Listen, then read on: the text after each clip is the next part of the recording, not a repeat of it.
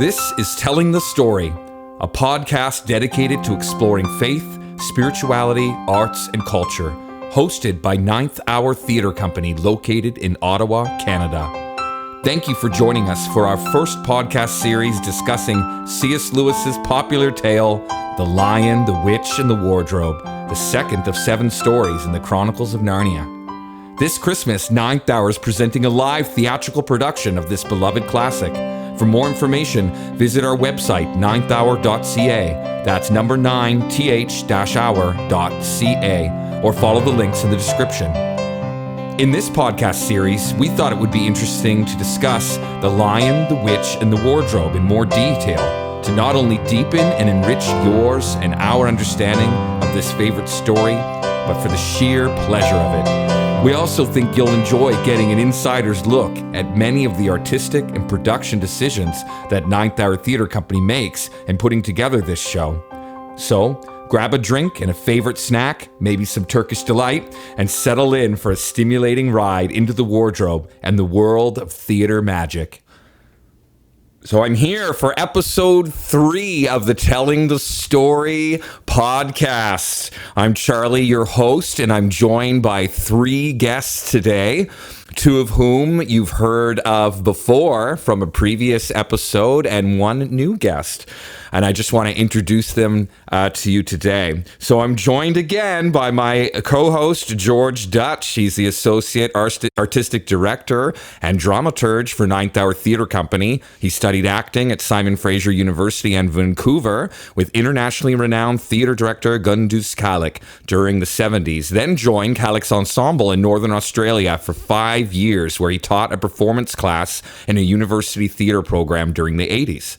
George was director for the drama ministry at Dominion Chalmers United Church in the 2000s. He has contributed to Ninth Hour's mandate since its inception as an actor, as an assistant director, as dramaturge, and as someone that helps in the business affairs of the company as well. Great for you to join us again today, George. Hello. I'm happy to be here again. Thanks. And I'm also joined by returning guest Erica O'Reilly. Erica is an artistic associate for Ninth Hour Theatre Company. She's on the directing team for this year's production of The Lion, the Witch, and the Wardrobe. Erica's lifelong love for the arts and collaboration and community has taken her all over the world, including Toronto, New York, and Northern Italy. Locally, she has worked with the Ottawa Storytellers, Orpheus Musical Theatre Society, and the Ottawa Grassroots Festival. Erica was in Ninth Hour Theatre Company's 2022 cast of the original work, Beauty Will Save the World, and she was a facilitator for Ninth Hour's Coming Out of Crisis Physical Ensemble Workshop in 2023. Erica is incredibly passionate about the magic of storytelling and the healing power of the human spirit. When she is not in rehearsals or sharing within the Ottawa art scene, Erica also works as a women's spiritual and embodiment counselor and sacred storyteller. In 2023, she launched Into the Circle Theatre, which is passionately rooted in offering sacred theatrical gatherings that weave hollowed tales of women remembering and reclaiming their embodied wisdom and sovereign power. Welcome, Erica. Mila Buijas, 1,000 thanks. I am so excited to be here with you today. Great. I'm glad you're here too. And finally, our special guest today is Todd Anderson. Todd Anderson is principal of Augustine College, a classical Christian post-secondary institution in downtown Ottawa. Todd is a PhD candidate at Carleton University.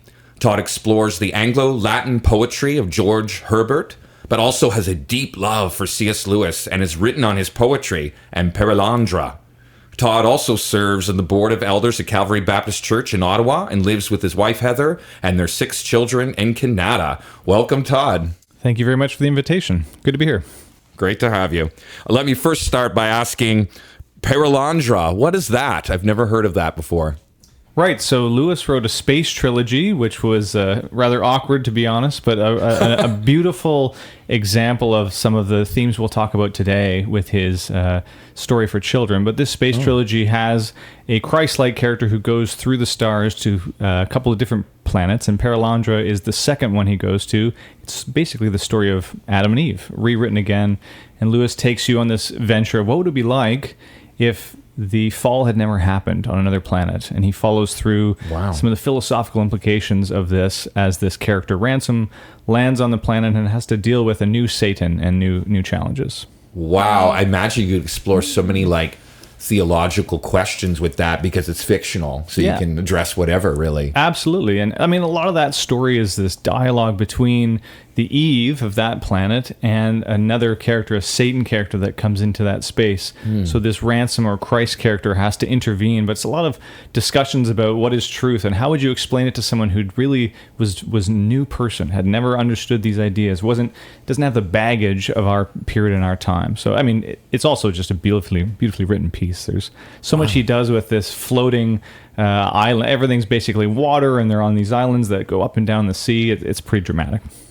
Wow, I mean, you can almost picture a Hollywood blockbuster movie being made of it, going to like different planets and the amount of like cool like special effects, you know. Oh, for sure. You know, it's funny. They did all the Narnia series in movies, but they really should have done Paralandra first. And Out of the Silent Planet is the first one. They should have done those because they offer, in my view, so much more scope for that kind of dramatic. Maybe CGI wasn't quite up to the task, but it would be an awesome story to capture. Wow, well, boy, it sounds like it would be. And I one of my favorites is The Great Divorce by C.S. Lewis. Yes. And we did the play in 2014, and it was our own adaptation.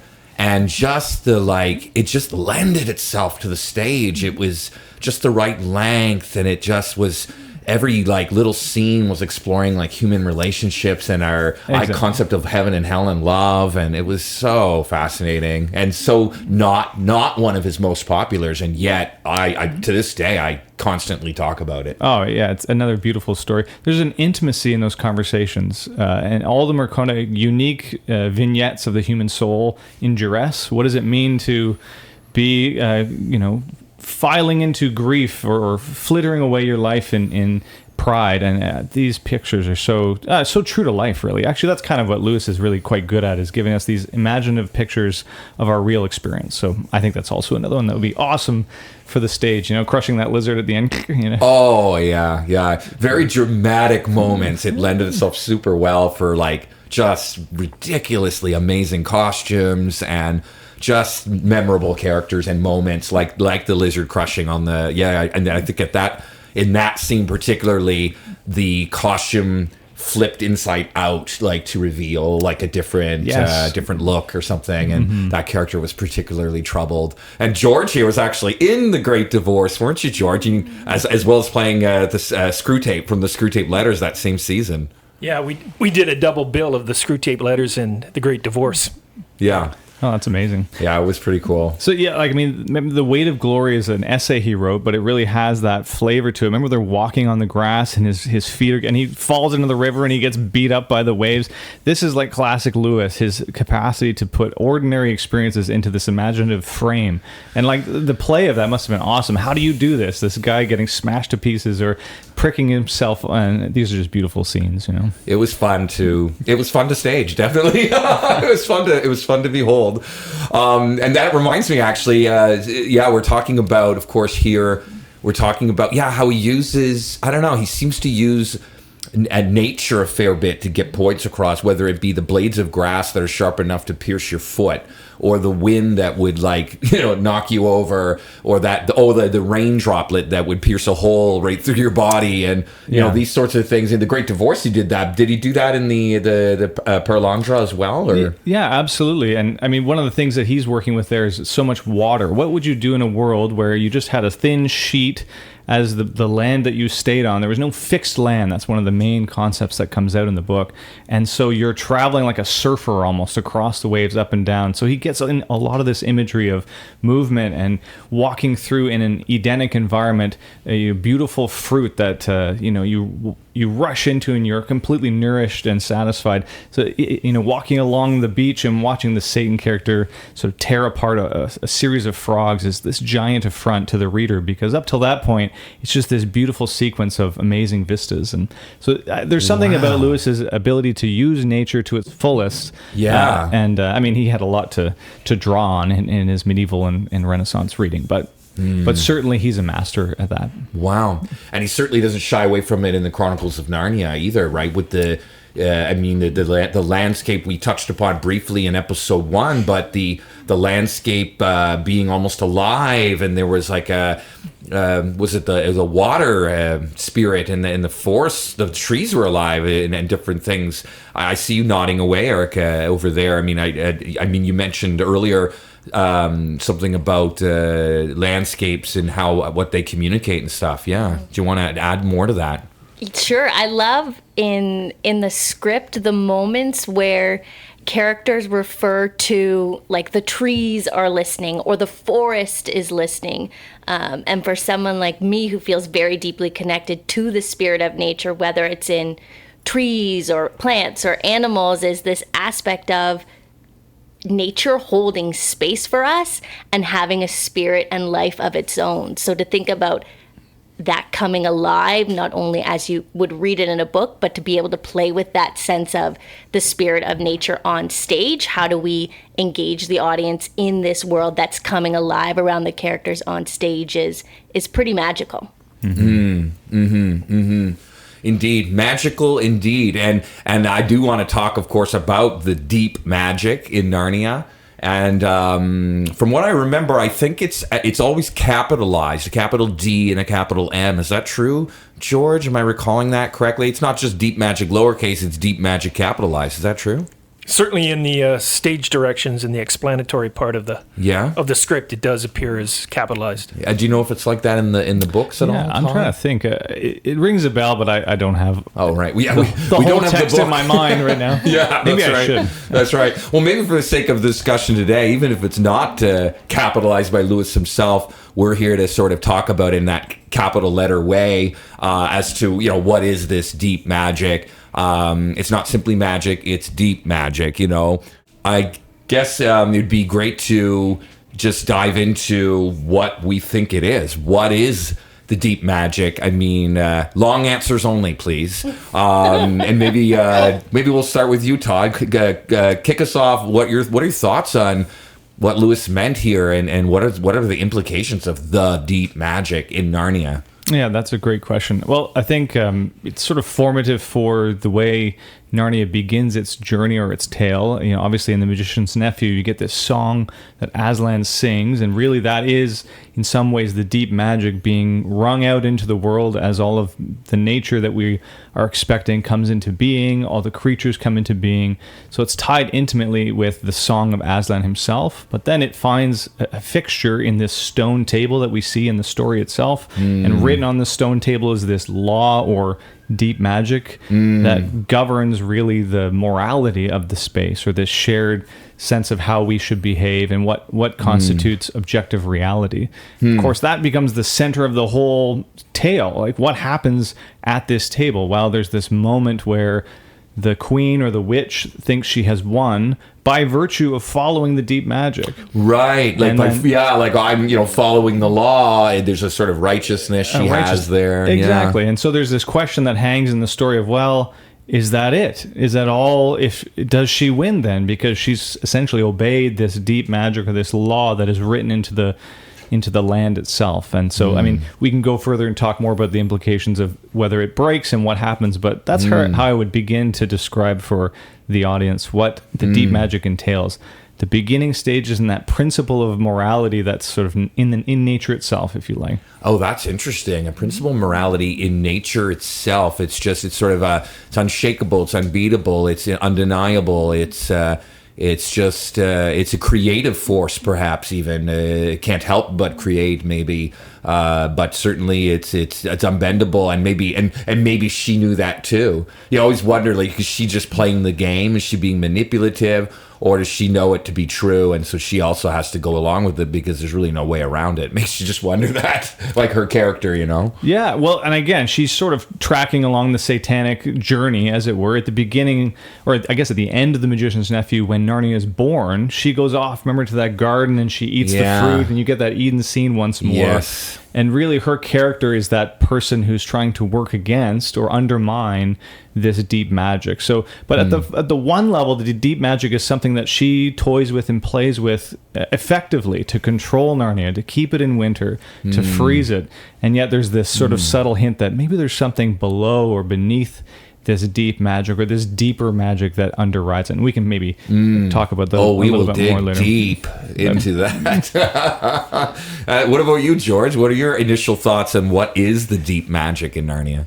My initial thought is that, and of course, deep magic works at many levels, but at a sort of meta level, we shouldn't overlook the obvious. At least it's obvious to me, is that the deep magic has a lot to do with imagination. That this incredible, peculiar human quality that we have to imagine things, and we heard a little bit of that in Todd's explanation of Pelandro, his description of Pelandro, that Lewis could imagine these different worlds on these different planets, and that he creates this whole new world in Narnia and writes a book about it. I think it took him about 5 years to write the book. So his imagination was at work, and he comes up with these incredible characters in this incredible new world of Narnia, and creates a whole series around it, the Chronicles of Narnia. So I'm at the first level, deep magic is, to me, imagination. How we work with our highest aspirations and our deepest values in telling a story. I'm sure we can talk about that some more, but I'll just leave it at that and turn it over to Erica's idea of deep magic. Yeah, and even as we were saying that, and this will be my next question for Todd, is like magic, imagination. I'm wondering if there's some like Latin root or something there where there's something, and we'll get to that. Before we do, Erica, what are your initial takes on the deep magic? Yeah. For me, and kind of circling back to what we were talking about before with deep magic being like capitalized in at least in the script that we're working with for the show, for me, especially approaching how I move through life, which is more shamanic. So this idea of ordinary reality being the five senses that we move through on the day-to-day basis. From a shamanic perspective, there's also the other world, the unseen world of spirit and guides and angels and ascended masters and great teachers. So for me, the deep magic in the script is very much the personification of spirit. So it's not just a magical energy force, but it is a spiritual being that's taking up presence in the script, and almost a driving character to move the plot line along in a very beautiful, mystical way. Yeah. Can I just respond to that? Yeah, please. I think one thing that's really excellent about what you've said is it captures some of how Lewis saw the world. He often called himself a dinosaur, by which he meant that his mindset was really more medieval in the way that he thought of the world as being this cosmological model. Now, I don't think he believed entirely in the amazing models that Aquinas and others built of how spirits interact with one another, but he was just of their mind that the world is filled with spirits at every level, at the deepest and the lowest levels up to the heavens, that it was beautiful. Paralanders are Out of the Silent Planet. Both of these, when they go to these planets, he has this expression that, when he gets out of Terra or the Earth, everything seems to be warm and beautiful. Now we know we haven't been to space, but it's fairly cold out there. So he got that wrong scientifically, and yet what he was expressing was more of this medieval mindset or this philosophical commitment that there is more to the world than just the senses, as you were reflecting, and that comes out, I think, in Narnia. He's putting sprites and water things and giants in every nook and cranny. The world is oozing with life and spirit and character. Yeah, and it made me realize too, just as you were both talking, that we often walk around in our world, and it's only our awareness of the material being real is often where our thoughts go. And I'm not sure, other than it's harder to find conversations or just even like blatant awareness or assertion that the unseen is just as real. And whatever that could even, it could spirit, love, the wind, gravity. All these things are all, heat is, you don't see heat, you experience, you feel it. And I often thought there's so much interesting to be said about the unseen world being equally real, as to the material world, if not more real. And I'm wondering too, it's like, okay, imagination doesn't mean necessarily make believe or made up. It can mean the imagination to be able to see these things, the imagination to to even see beyond what is in front of you materially and stuff. Those are just my thoughts on taking in all of your opening sort of thoughts on the deep magic. But yeah, back to magic imagination. It was a stab in the dark, but is there any root between them, or is there any connection? Yeah, they're related, although we don't really use them that way anymore. And actually, most people, when they think about magic, think about the old versions of looking for gold, like another path to get to gold, another way to produce an effect in the world. And actually, this is one of the things that Lewis finds very fascinating. If you follow his other writings, if you read his philosophical pieces or Abolition of Man or something like this, where he's pushing back against some of the pedagogical trends in his day, what he's really interested in is how magic and science, up to a point in the world, had existed at the exact same level, that they were treated the same way as these roots to try to affect the world.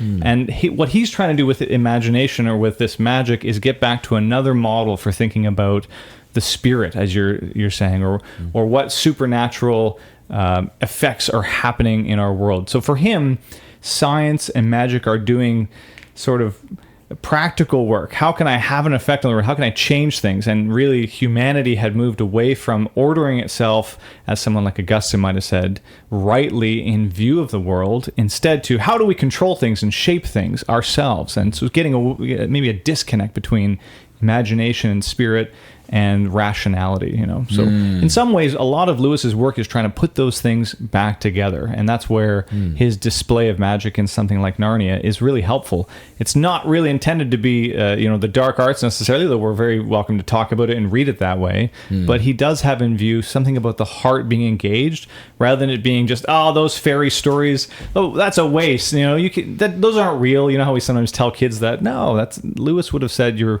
ruining something in the experience of a child to separate those two out. And certainly a fictional story or a myth can say so much that is true and so much that is real, almost more than a true story could. Because there's so many like deeper things to learn from it that matter in all aspects of life. And that's certainly true for the Chronicles of Narnia. It doesn't even matter which story. There's like a life lesson in there for every 2 pages, at least. Yeah, that's one of the things that strikes me about the story is that Lewis didn't say this. I think G.K. Chesterton said this, that Christianity is better understood as a puzzle, poetry, and paradox than by reason. And this, in Narnia, or in The Lion, the Witch, and the Wardrobe, you can see how Lewis tries to bring these two aspects of human understanding together. And the beauty comes out of exploring the story, the Christian story, with puzzle and poetry and paradox, but he doesn't leave reason behind. It's just a beautiful way that storytelling of bringing those two things together. You see it in, remember the dwarves in the last battle? They don't want to see the world, so they're all sitting there kind of in a circle, and they're blind to everything else, and they're trying to talk to these dwarves, but they can't get through to them. That's sort of the reason only, we're for the dwarves kind of attitude that he's pushing back against, and this sort of hyper sensationism. I totally know that scene that you're talking about. Yeah. We're for the dwarves. And they're in like the stable, and it's like the end of Narnia's existence. And even then they won't see it. They're like to them, they're in a dark stable, but to everyone else, they're like in the presence of just complete glory and Aslan, and just everything was so beautiful. But they're stumbling around in the dark in the stable still. It's really a neat little end, isn't it? Like to that, yeah. Spoiler alert, everyone! The last battle, the 7th book in the Chronicles of Narnia, is quite rich and has great parallels and themes to today's world in more ways than one. So I highly recommend it. It's one of my favorites of the 7 for sure. What was I gonna say? The deep magic we touched upon, it being a creative force or imagination, it being a part of that imagination, but the moral law or like the natural order of things in our production, George.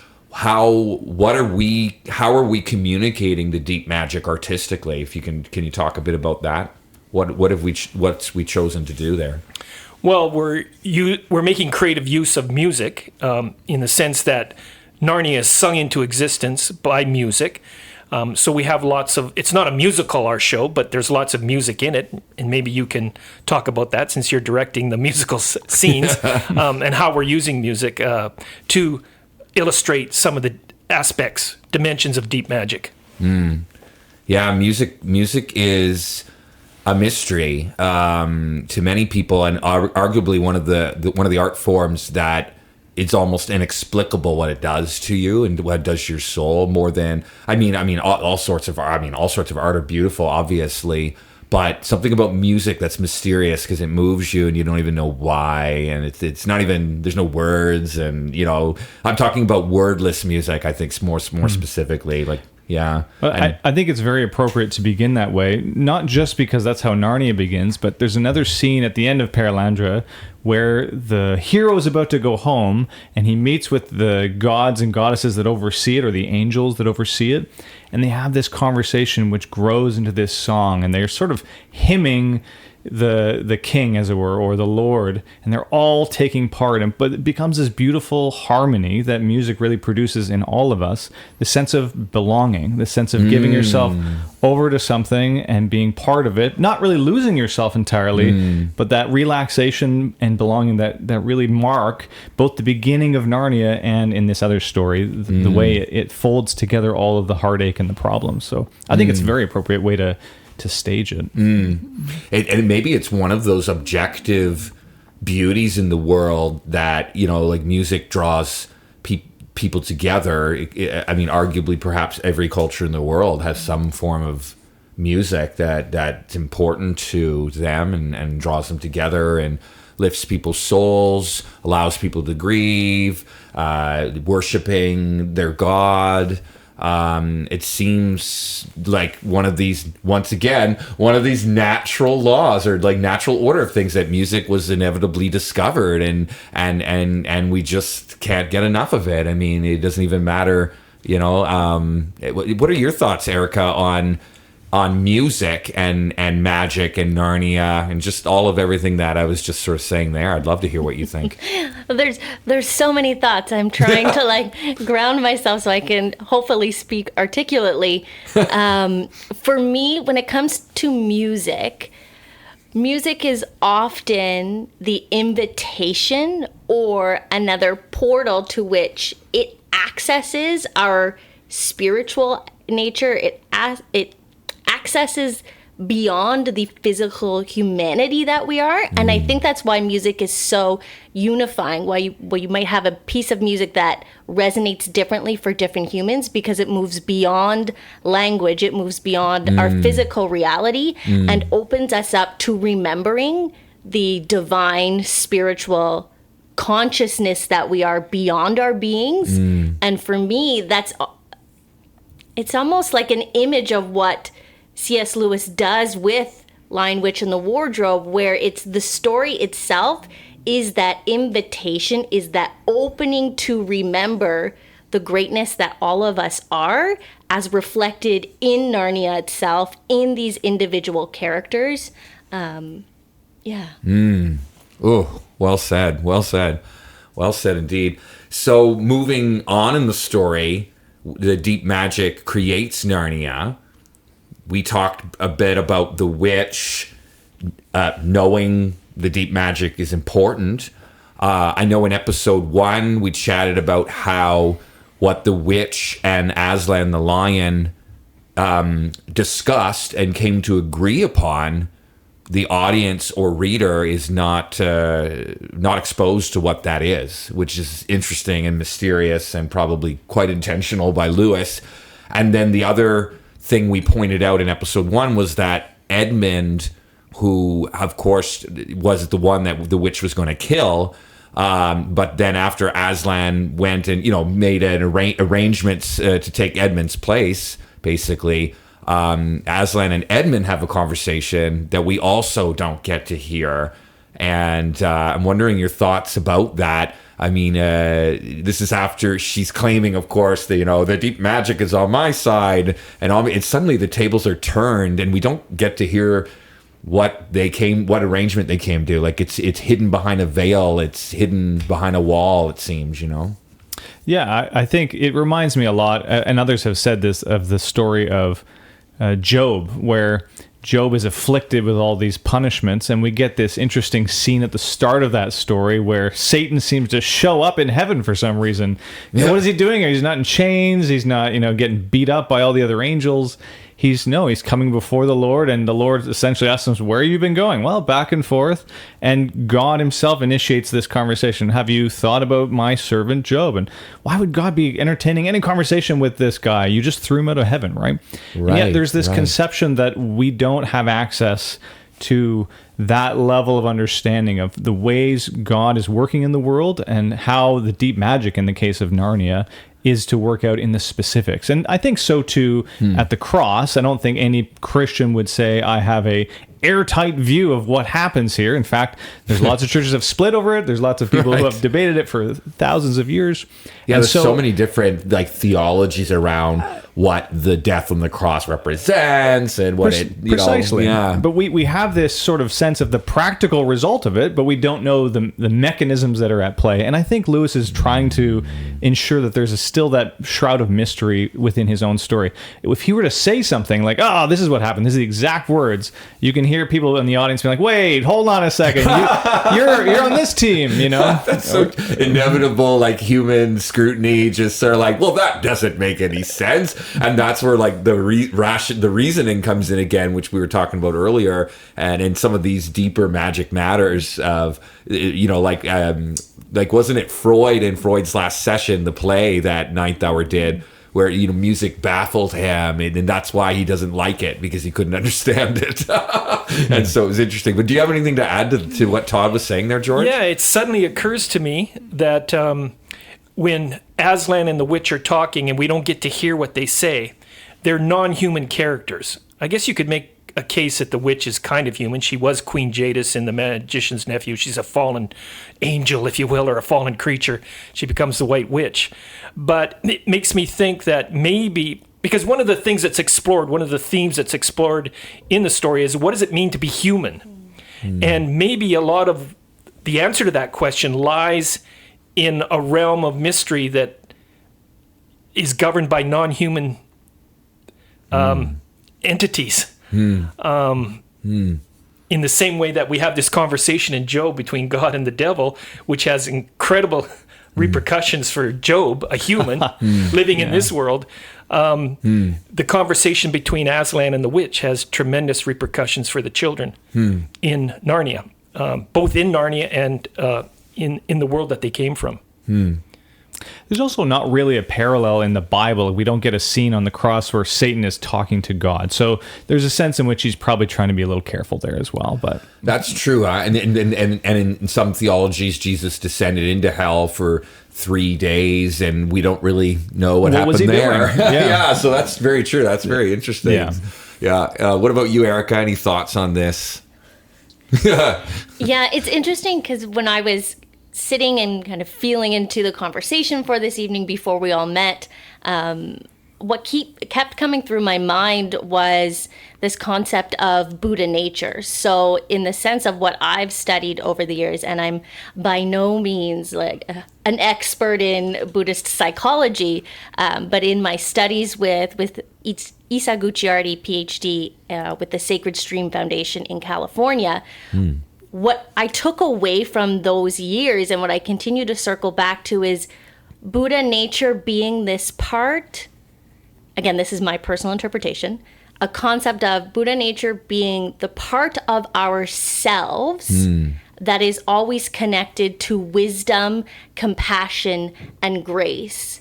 So for me, especially when we're looking at the personification of Aslan and the White Witch, that deep magic is almost, for me, this reminder of Buddha nature, that Buddha nature is in all of us. It's connecting us into this grand oneness.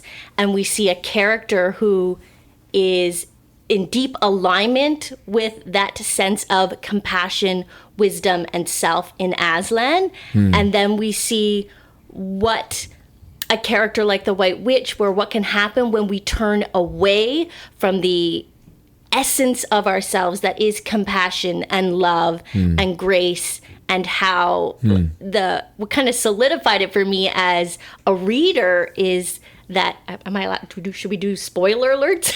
Yeah.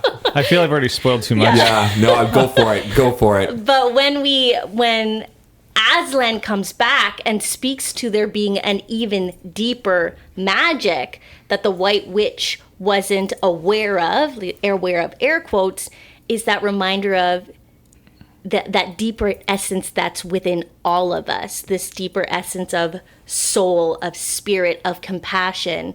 And as we navigate through the world, we have opportunities to either choose to align with that sense of ourselves that is all compassionate, knowing, and wise, or are we turning away from this essence of ourselves that can be a great guidepost and allows us to tap into the magic that is within all of us. And on that note, we'll take a very short break, and when we get back, we'll talk about the even deeper magic that Erica mentioned.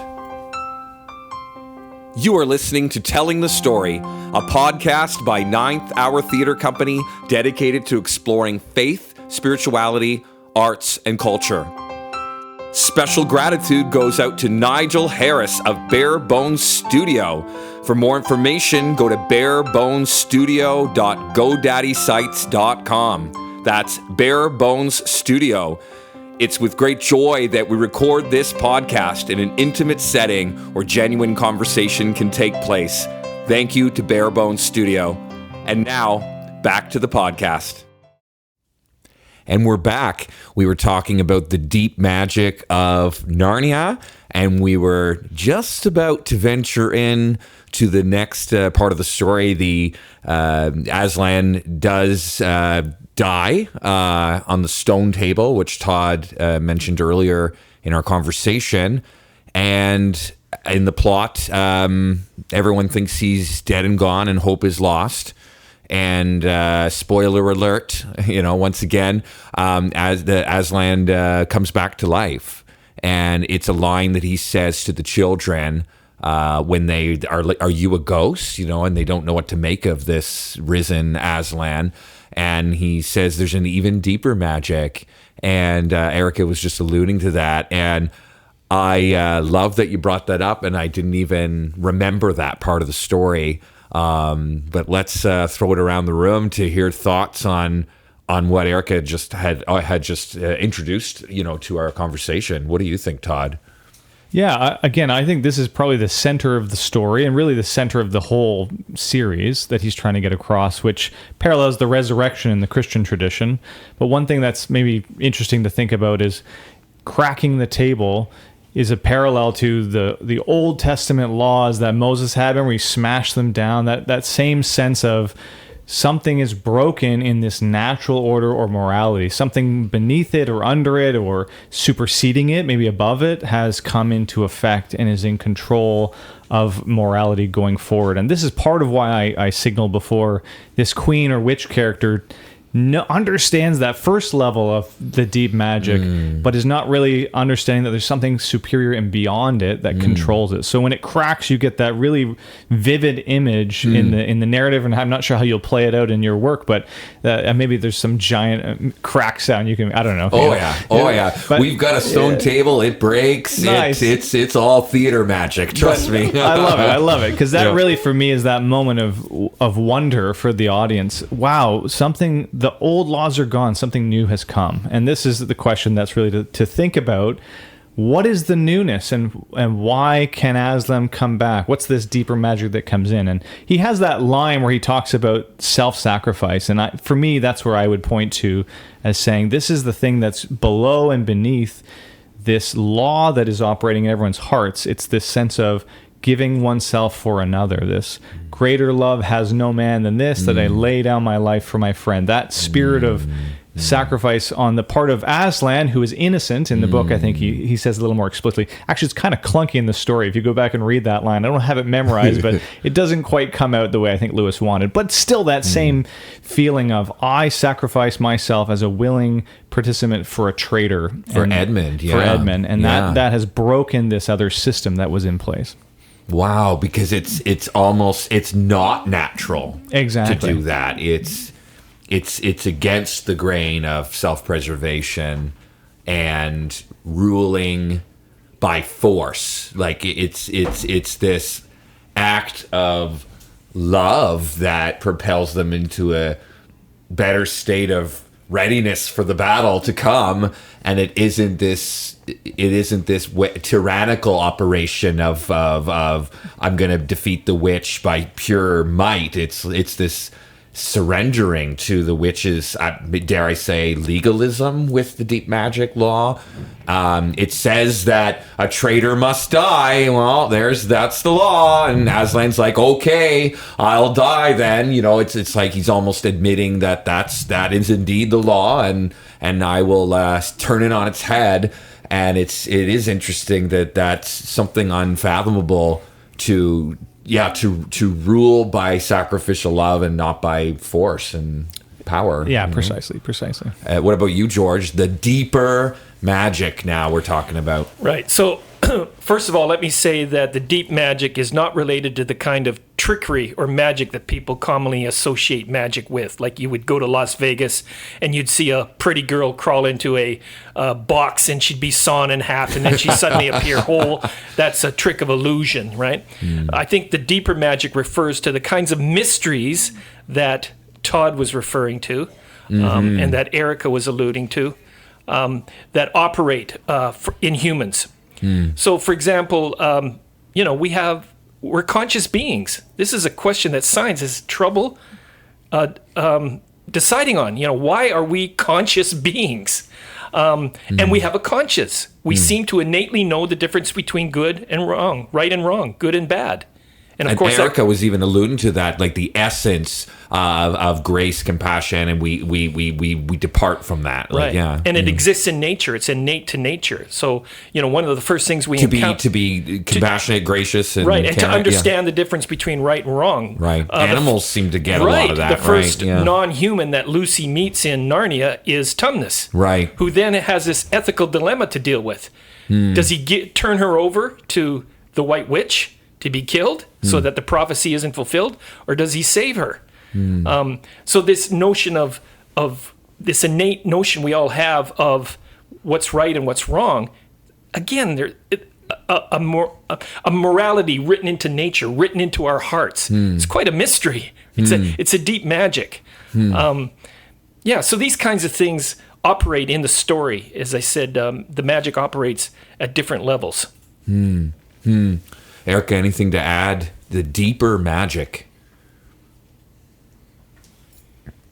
Not on my end. I feel like it's really wonderful to hear the different perspectives, and then also how like the deep magic in this conversation is, while we might be using different words, the essence of what we're offering in this conversation almost vibrates at a similar energetic level.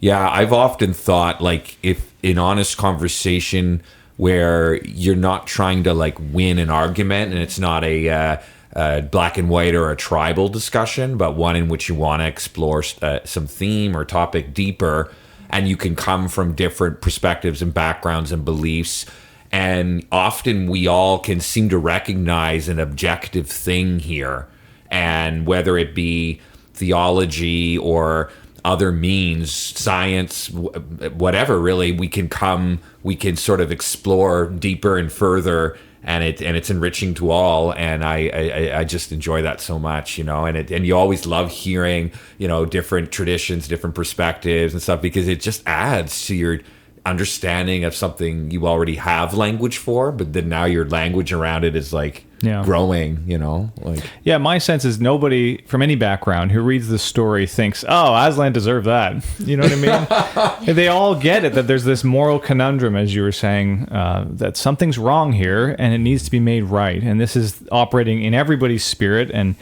the way we approach that or think about it might be different, but we have to come to terms with this is a human problem, that we have consciousness. And what do we do with that? What do we do with it when we do something wrong? And this story tries to explore a lot of what that means for the character of Edmund specifically, but others as well, Yeah, Edmund has quite the character arch. Going from scared and a new arrival in Narnia to being, more or less swayed by the White Witch, then knowingly defending the White Witch, even though knowing the White Witch isn't good still, but like still kind of going to the White Witch anyway. Which is very interesting.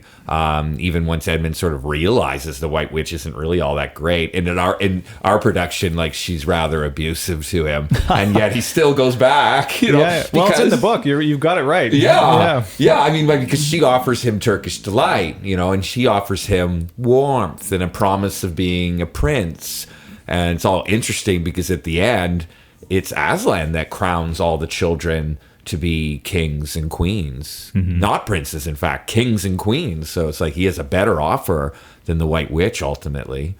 I think it's very important that Edmund has this moment of intentional betrayal in the story. What I mean by that is when he first gets there, he sort of follows his appetites. You're mentioning the Turkish Delight. Everyone gets carnal desires. His carnal desires. Everyone gets that. I don't actually like Turkish Delight, but no, I don't I'm either, glad actually. maybe it's a UK thing. But in other words, if that had been the end of the story, or that had been the end of his descent, then we probably wouldn't have the need for this great cracking of the stone and the self-sacrifice of the main character in the story. And yet it is this scene that he sets up in a really lovely way, that his heart had turned away, not just from his family, which is bad enough, but from this Aslan character, and he had that almost satanic moment, and it's really important that happens for us to believe that Aslan should sacrifice himself, that it's worth doing, and that it's actually even necessary. Wow, and you remind me, there is a point in the play in which the 4 Pevensey children hear the name Aslan for the first time, more or less, from Mr. and Mrs. Beaver. And the 3 of them, other than Edmund, have, different responses to it. And certainly in the play, I'm sure it's in the book as well, they each have a sort of a different response, but a generally good one. Like the name conjures up adventure, and then one of them is like, it makes me feel warm inside, and the other one, it just makes me want to jump for joy, basically. And then Edmund's the last, and he's like, it gives me a feeling of terror. Basically, like it does not make him feel good. And it's like, gosh, that's really interesting that he wrote that in like that. And you're like, why? Like, he's never even met Aslan. And that's what's really interesting at that point. None of them have met Aslan, but the name of Aslan and how the beavers are describing Aslan is not something Edmund is finding interesting in that moment or good, or he's not looking forward to it, whereas the other 3 are very open to it. Yeah. Yeah, and it's partly related to the fact that he meets the witch or the queen when he first gets there, right? So his, he doesn't get the Tumnus version of hospitality in Narnia. He gets the other version, right. And it really taints his perspective. That's right. And even with that, he's willing to betray his own siblings. I know. Yeah, I don't think we should pass over that too quickly. Like the enmity that exists in human nature towards the ones that you're supposed to love the most, right? The ones you're most dependent on, the ones that form your first deep relationships. He's willing to cast that aside for Turkish Delight. Right. I mean, there's something very profound about that, especially when it involves children, because we tend to find it easier to put children up on a pedestal as sacred beings, right? That they're the best of us, and that they need to be protected, and they need to be served, and they need to be honored. And he's willing to throw all that away for Turkish Delight. Right. For just sweets, for just pleasure of the moment, for a privilege, one could say, in that moment. And that's so unfortunately just part of the human experience. It seems it's also part of the way kids treat each other. I don't know if you have, I have 6 kids, and we That's definitely right. get that experience of them beating each other. You can see Lucy in that scene, right? And they don't really like each other, and he comes in the door to Narnia in that attitude, and that's really what just gets teased out by the witch, and really she grapples onto that discontent and amplifies it, and suddenly he's betraying them all. I don't think he really intended when he first stepped onto that sled to betray Lucy, but it was still in his heart in a kernel form, you know, and that's what somewhat the magic of Narnia does in that way, is take, like the Great Divorce, that kernel or that little bit, and expands it. So yes. It's part of the brilliance of Lewis, that he can bring that out, you know, in the story to create that tension that every child in the audience will recognize, whether they have no siblings or they have friends or school chums or whatever. They relate to that. absolutely. And it also, the deep magic or the deeper magic, I've been studying a fair bit transcendent beauty over the last several years, and the forgotten the forgotten, no pun intended, ugly cousin of truth, goodness, and beauty. Like, it's almost the least understood or the least talked about, it seems. And beauty with a capital B. It seems that deep magic, capital D, capital M, there's something objectively true here. As you were saying earlier, Todd, at the beginning of the story of the conversation, and Erica was alluding to it too, that it's the essence that, it's like we all, there's a conscience. George was saying it's like this capital B beauty, this objectively beautiful thing, which is sacrificial love. Like it's that there's a cost to it, that it isn't easy, that it's not common, but we all know it when we see it, and boy, is it beautiful. And I can't imagine there would be any culture or language or even alien species, dare I say, in which someone willingly sacrificing themselves for another out of love would not be something objectively beautiful. Perhaps someone could argue that that's not true, but there seems to be something about that deeper magic, deeper reality of beauty that can change someone like Edmund, transform someone, put them on a new course, alter their direction. And then from there, it's not just Edmund, it seems to be all of Narnia shifts, and I mean, they win. And once he rises from the dead, it's almost like, yeah, they've won. Like, the rest of the battle's almost like not, you don't even need to see it in a sense. It's just like, wow, that's something else. Like, we thought the story was over when they were circling him and cutting off his mane and all these things, Do you have any thoughts about that, Erica or George?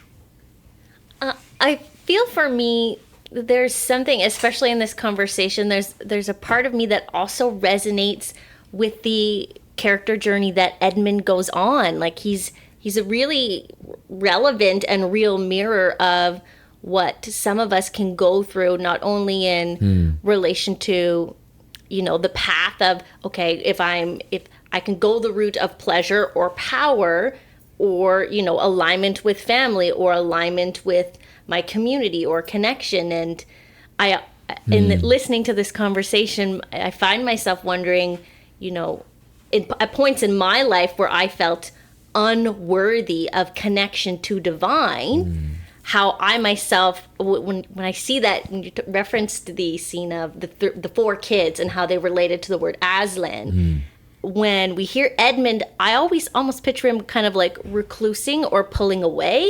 And that feels very resonant to my own journey in spirituality and connecting with divine. So there's in this conversation, I find myself having more tenderness for the character of Edmund, because he can represent a journey that I myself have walked and many others can relate to. I agree. I think he's the most relatable character, actually. Yeah. Yeah, he's certainly the most human. Yeah.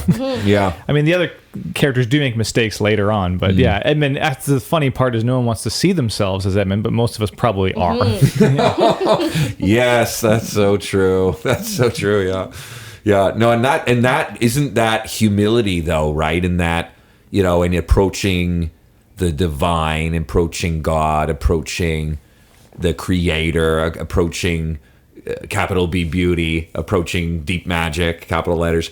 Like, isn't that it? It's the humility of it. Like, it's the undeserving, perhaps, nature of it, that you feel privileged and honored to be in that deeper magic or in that beauty or have that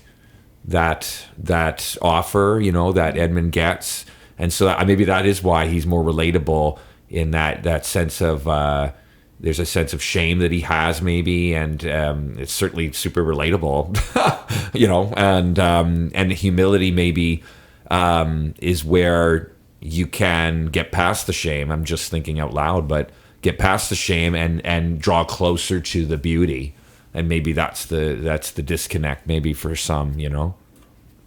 And that's why the posture of this queen or witch character in all of the stories is always such an affront to Narnia itself. She has this intensity to her. She is demanding attention. She's demanding her way. It's this pride that comes up. Even that scene when they first hit the gong, I don't know if you remember, in Magician's Nephew. Yeah. And she just, no, like, thanks for waking me up, but like, I'm in command here. Who are you? You know, this prominent figure. So we portray that moment in like 10 seconds. Oh, awesome. No, yeah, it should be there because it really captures her spirit. But in other words, to say the contrast between those two, the humility of Edmund in the end and this character who will not relent, but right till the end, she is pride.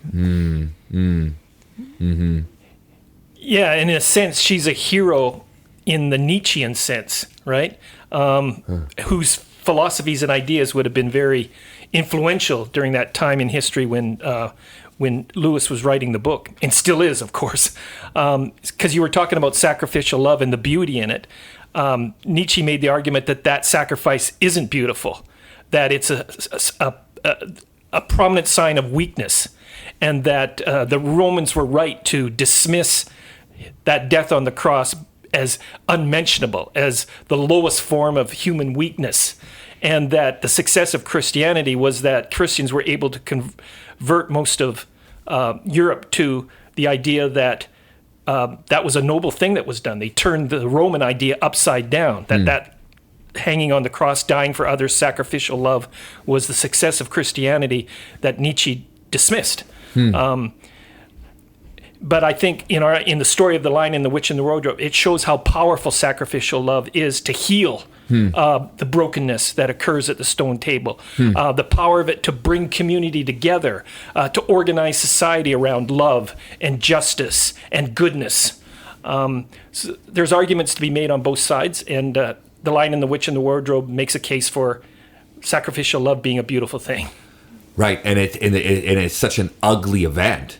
Like someone being crucified on a tree, on a cross, or in the case of Lion, Witch, Wardrobe, they're making fun of him, they're spitting on Aslan, they're cutting off his mane, they're calling him names, they're circling him.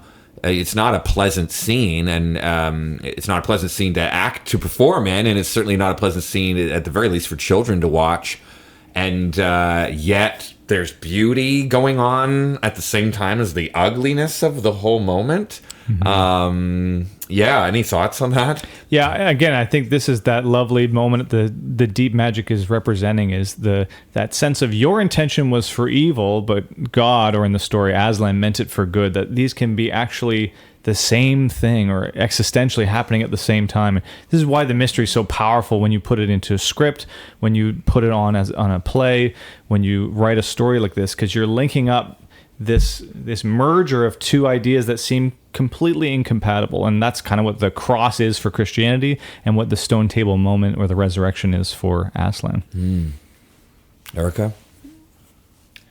Absolutely. I feel that it's, especially that scene in particular, where you have not only this scene of Aslan surrounded by the witch's crew and such, but we also have these very innocent children bearing witness to this scene. Even though we don't see them, we know the sisters are on stage.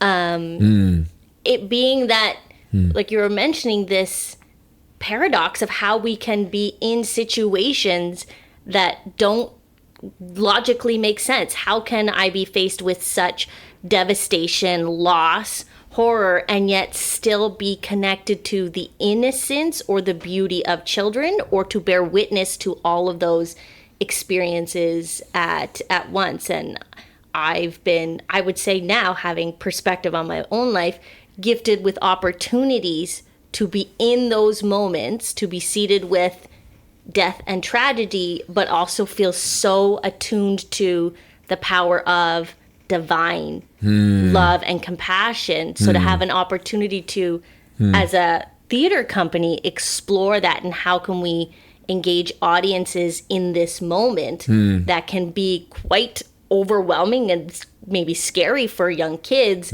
but offer those moments of light, or that reminder that the lamppost is still present. Isn't it Bob Dylan that said, behind every kind of beauty is some kind of pain? You know, it's interesting. Just simple thought about that. Thanks for bringing up the light. We'll close by, I just want to have a conversation closing about the light in Narnia. There's a lamppost in Narnia. One could argue it's quite random. Some of us know how it got there, and maybe some of us don't. Certainly, it's significant in the story. It seems to guide, and I mean, they're there for decades. The kids are there for decades, and it's only the lamppost that triggers their memory to go back to the real world or whatever. But yeah, what is the significance of the lamppost in The Lion, the Witch, and the Wardrobe? Why is it there? What does the light there represent, if anything, Todd?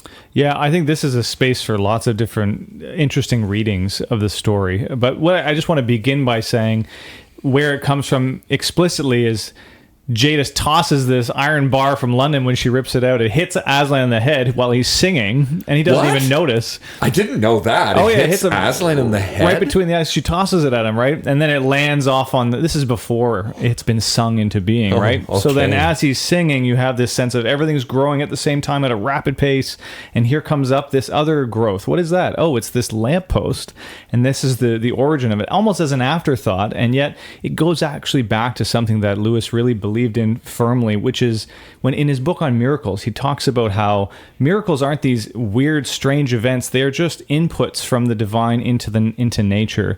And nature, he says, is like a good hostess. She knows how to take care of these things when they come in. So the lamppost, in a way, is a naturalized foreigner, if you'd like, from London into Narnia, and there it grows up in the same spirit that everything else is growing at the time, and it remains. But there's actually a lot more to it, in my view, that are interesting things to think about that go beyond that scope. But I just love that he, made a way into this piece with this really interesting entrance. Yeah, and it's something the kids would recognize. We know what that is. That's right. And it happens to be right there when they go through the wardrobe. It's there. It's very interesting. Of all places in Narnia to end up, they end up there. Yeah. Well, the other thing I was going to mention, I'm sure you guys have thoughts on this as well, but it's sort of in the periphery. Like, it gets mentioned and they see the lamppost, but it sort of disappears out of the story, as you said, until the very end they notice, oh, what's that? So how is it possible that these Pevensey kids could be ruling Narnia for many, many years and not remember, oh, there's a really strange tree on the west side of the country. We should go check it out sometime. And yet that's part of the point of the lantern, is it represents perhaps this spirit or this threshold or this periphery that is out of the direct sight of what we're doing, and yet still is this connection to what is true or real. And it's not always in our own consciousness or imagination, but it's sort of buried deep down as part of who we are, maybe our psyche. Makes me want to rename The Lion, the Witch, the Wardrobe, and the Lamppost. And the Lamppost, yeah. George, you must have thoughts on the lamppost. What is it? What does it represent? Why is it there? Sure. Well, building off of Todd there. Yeah, as Todd said, it works at many different levels. And the first thing I want to speak about is the lamppost, or the light on the lamppost, it is a kind of symbol for imagination, right? Because the light bulb goes off in our brain, we get an idea, right? That whole idea of imagination, sparking something new, light. Also, it acts as a kind of moral compass in the story, right? That it's the first thing that they encounter when they enter Narnia, is this lamppost. So they recognize it; it's part of their ordinary life. But how's it being powered? Like, there's no oil. It's always winter there. There's no electricity. There's no kerosene. True. It's a mystery on how it's light. And then the further they move away from the lamppost, the more they enter the witches' territory, and where there's more evil, and they encounter war. And by the end of the story, they're drawn back to the lamppost, which, it's in a peaceful setting, and it provides this signpost to back to the world of England. So it works on many different levels, and we're going to have a lot of fun with it in the show that we're producing. Yeah. In our production, we even build the lamppost gets built cool. in front of people, and turns on magically, and lots of theater magic to echo the deep magic of Narnia. Erica, what about your thoughts? I mean, and the story is more fresh for you this year, and what are your thoughts on what the lamppost represents, and why is it there? And I feel it echoes what we're already talking about in the conversation. As for me, as an audience member or as a reader, the lamppost is the symbol of that light going home. The reminder for me as a human being that no matter how often my logical thoughts might have me believing I've deterred from my path, or believing I am unworthy of connection to divine, this divine symbol that has been planted into this magical world ends up being that guide back to reality, so to speak, for the children into London. So for me, the lamppost is that divine reminder of that calling of going home is always there. And we can always circle back to it. It's omnipresent when we follow the path that's bringing us home. I like that. And it reminds me of things that Aslan says in other stories in the Chronicles of Narnia, that they're not meant to be in Narnia forever. They need to go back. He also mentions that he's known by a different name in their world, or something to the effect of like, you'll know me differently there. And I like what you said. It's almost like let the light be your guide, quite literally in this case. And it does guide them back to where they started, in war-torn England, separate from their parents in the countryside, even though they've lived decades in Narnia ruling as kings and queens, interestingly enough. Yeah, no, precisely. It seems to be in this threshold position. It's kind of in both worlds at the same time. It's from London. It's implanted there. It reminds me a bit of how the wardrobe comes into being. These rings get planted near a tree. They don't think about it again. Suddenly some guy chops the tree down later and makes this wardrobe. Nobody really ever thought again about it. And yet it's in the nature of it now. Growing up in the sap is this magic. And I think the lantern has that flavor as well. In the spirit of the singing Aslan is doing, this deep magic is infusing into this structure. It's that threshold piece. Oh, once you walk past the lantern waste, you are now emerging, as you said, home. But it always struck me, why do we call it the lantern waste? Yeah. It seems like a desolate spot, right? Yeah. And really nothing happens except for Thomas hanging out as a hermit on the west side. But what else is going on there? Why is it there? And why do they forget about it? These are, I think, interesting questions to think about the lantern. I think so too, and I wonder if that's a story between the Magician's Nephew and the Lion, the Witch, the Wardrobe. Which of course Narnia was created hundreds of years prior to the beginning of the Lion, the Witch, and the Wardrobe. So what happened to this geographic location called the Lantern Waste, and why did it become that? It's super interesting. That's an interesting thought to think about too. Yeah.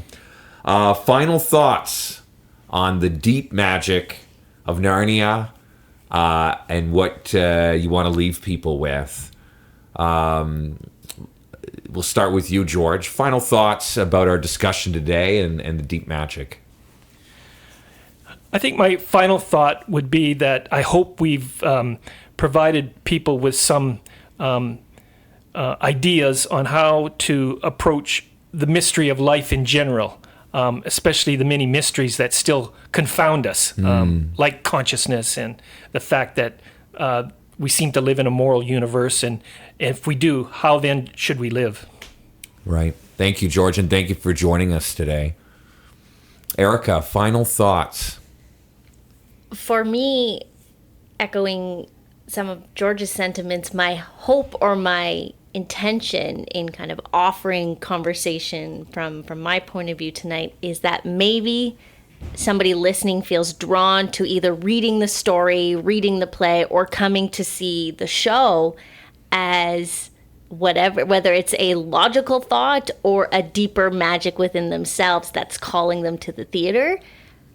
And maybe in that moment, they will connect to that light, that lamppost, wherever they are in their journey. Beautiful. Thanks, Erica. Thank you so much for joining us today as well. And Todd, you'll get the last word of final thoughts on the deep magic of Narnia. What do you want to leave people with? Yeah, I just want to bring back an earlier thought that George was saying about magic as imagination. And what are we doing when we read literature or put on a play or experience it as an audience? And it's this chance to participate. And what really Lewis does is give you ample opportunity to get into this space where deep magic is considered. And there's some books that just don't do it well, and some plays that are horrible. But here's a book that will grab you all the way through. It's written for children. In some ways, it's very sparse, and yet this spirit that penetrates through these themes seem to be primordial. They are things that reach down right into the human condition. And so in some ways, it's a celebration. You can put on a play and trust that when you're looking at Lewis or at this sort of story, you're getting down to the heart of what makes us human. So it's why it's a worthwhile venture. Thanks very much for having me. Oh, yeah, our pleasure. Thanks for coming, Todd. Yeah, and that concludes our discussion on the deep magic. Ninth Hour Theatre Company, of course, exists to explore the imagination through theater on stage. We invite you to join us and explore imagination as well as we explore the deep magic of Narnia through the magic of theater. Until next time. This has been Telling the Story, a podcast dedicated to exploring faith, spirituality, arts, and culture, hosted by Ninth Hour Theatre Company, located in Ottawa, Canada. Thank you for joining us for our first podcast series discussing The Lion, the Witch, and the Wardrobe by C.S. Lewis. You can listen again to this and all our podcasts through our website, ninthhour.ca. That's number 9th-hour.ca. The Lion, the Witch, and the Wardrobe is performing live in Ottawa, Canada at the Shankman Arts Centre in the East End, December 14th to 17th, and the Meridian Theatres at Centrepoint in the West End, December 19th to 23rd. For tickets and showtimes, visit our website, follow the links in the description, or go directly to the theater's website or box office. Most shows sell out, so book your tickets in advance. If you've enjoyed our podcast and want to participate in similar discussions, please join us live in December for some pre-show discussions before some of the shows. Be sure to follow us and subscribe on Facebook, Twitter, YouTube, and Instagram. Until next time, remember, Aslan is on the move.